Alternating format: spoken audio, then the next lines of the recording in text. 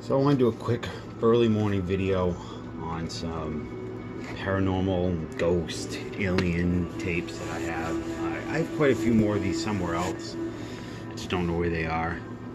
So these were what were in the front of the shelf, and I could grab quickly without making a mess. And mostly I've never seen, and I don't believe in ghosts, or I don't think aliens visit or there's Bigfoot, but I like it. I think it's fun. This is a 90s double tape From Beyond, Ghost, Poltergeist, Demon Spirit. Where I live, this is a really cool cover. It's kind of plain. Abductee Contact, category UFO Film Festival. I would like to get some more old 80s and 90s UFO convention videos, but they're really hard to come by, and when you do, they're pretty expensive. This isn't really paranormal, but I grabbed one of these because it was in the mix. Drones, mutants, and midgets. So where I live, they call it the Bridgewater Triangle in Massachusetts. It's supposed to be really haunted, and there's Bigfoot around here, that's what they say. And they made a movie recently about it, a documentary, and it's all garbage. There's nothing. The only thing spooky around here is the heroin epidemic. But I like the artwork on this. Nostradamus, he was, had this brief moment in the sun in the 90s, and where you saw a lot of these type of tapes for sale, like not infomercials, but the 1-800 number commercials and all that stuff. Historic haunted sites. I don't know what company is this. Front Row Entertainment, don't know them. This one's really neat because I used to absolutely love this show, Sightings. They put out a few of these, the Ghost Report, the UFO Report, or something to that effect. In the 90s you had this really fun paranormal craze. I think Unsolved Mysteries was probably the first to start it, to get the ball rolling with all that stuff. And then you had X-Files and Sightings and Fact or Fiction and the Alien Autopsy video. And then it kind of died off. And then it came back again. It's there now with all these stupid ghost shows. I apologize if you like those, but these were really scary shows, particularly Unsolved Mysteries. Anybody that grew up watching it knows how scary it was, and it's still kind of creepy. It's on Amazon Prime, and it's the reason I got Amazon Prime. And as an adult, I still have trouble watching because it's so eerie. Robert Stack has a real air about him, and when he comes out and he does his thing, like particularly then when you're watching on Wednesday nights at 9 o'clock, you don't have internet, you're kind of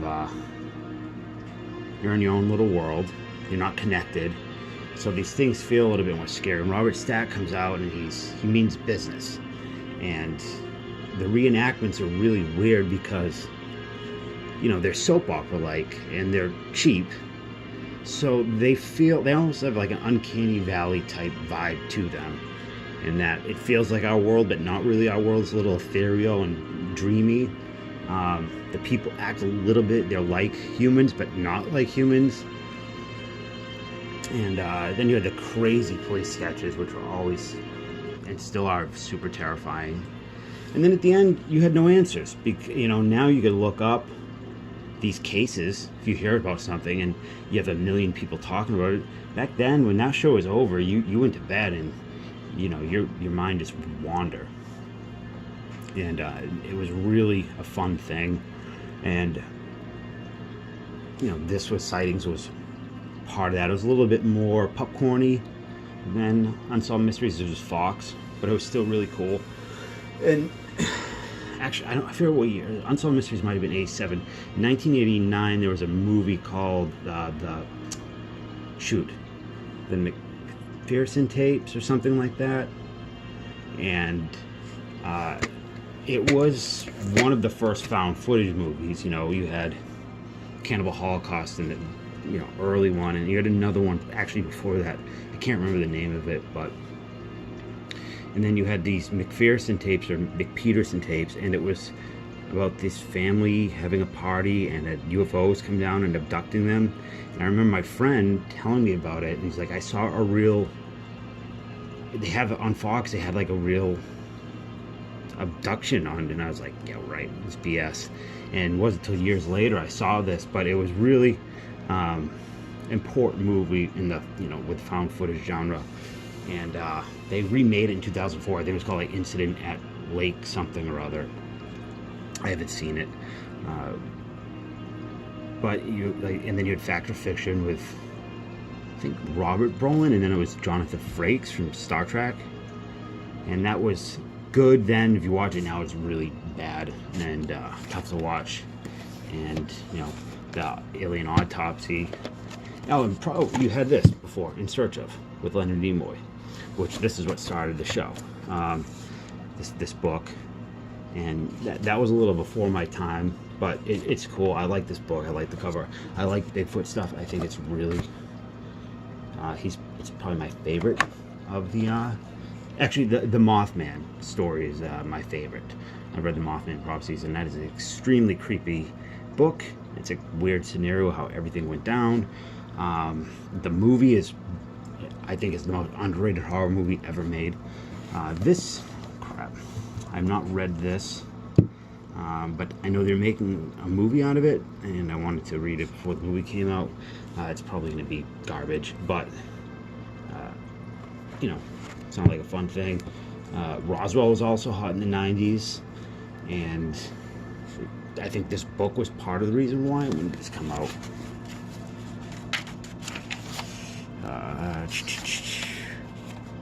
97. Okay, so maybe this was kind of on the tail end of that. A close friend of mine, he's really into this, or was. He's used to be big into conventions. He's been on Ancient Aliens and all that type of stuff, and we talk about paranormal things a lot, and it's all garbage. It's filled with liars and people with mental illnesses and normal people who think they see things and they don't. They particularly Bigfoot in 2019, like where we live in South Shore, Massachusetts. Was a rural farming community for so many years, and then in the 70s and 80s, all these things started happening. People started going inside more. So when they did go outside, you have a kind of that Sleepy Hollow type vibe in the area where it's kind of creepy, and it's New England, and couple that with people not knowing, not being used to being, they're not outside as much as they used to be. They see things and they get creeped out. And I know hunters who see logs and they think it's whatever, and we get the occasional bear or moose around here, and if you don't know what you're looking at, you're gonna fill in the blank with this type of stuff. So between that and the swamp gas, because it's a swamp area, you get all, and actually there were supposed to be big cats around the area. The story with that is that there was a big black kind of demon cat around here.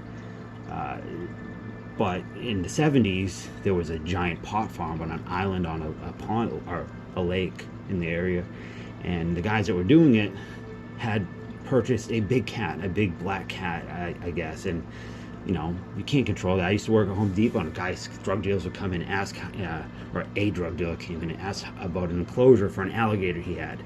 And what do they do when they really, it's too big? They dump it in the swamp, and then, you go outside and you see it, and you're like, well, it was some type of prehistoric creature.